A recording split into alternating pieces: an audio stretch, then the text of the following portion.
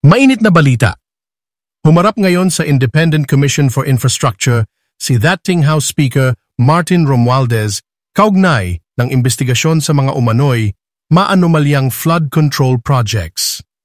Bandang 9:00 ng umaga, dumating si Romualdez sa pagdinig at nagpaunlak ng maikling panayam sa media. Ayon sa kanya, naroon siya para magbigay linaw tungkol sa proseso ng pagbuo ng national budget noong siya pa ang House Speaker, particular sa 2025 national budget.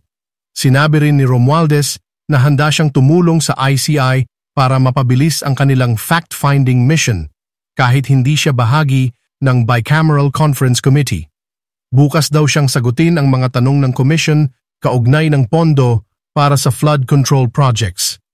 I am ready to give my personal knowledge on the budget process. And while not a member of the Bicameral Conference Committee, I will share any and all information to help determine the truth and to give all the facts and information.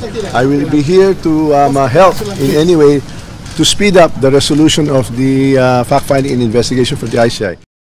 Samantala, ipinatawag din ng ICI si dating House Appropriations Chair at Ako Bicol Party List Representative Zaldi Co. Pero hanggang ngayon, wala pang kumpirmasyon kung dadalo siya. Ayon sa Commission, kung hindi siya sisipot, maghahain sila ng petition sa Regional Trial Court para ipasight in contempt si Co at posibleng humiling ng arrest warrant kapag inaprubahan ng korte.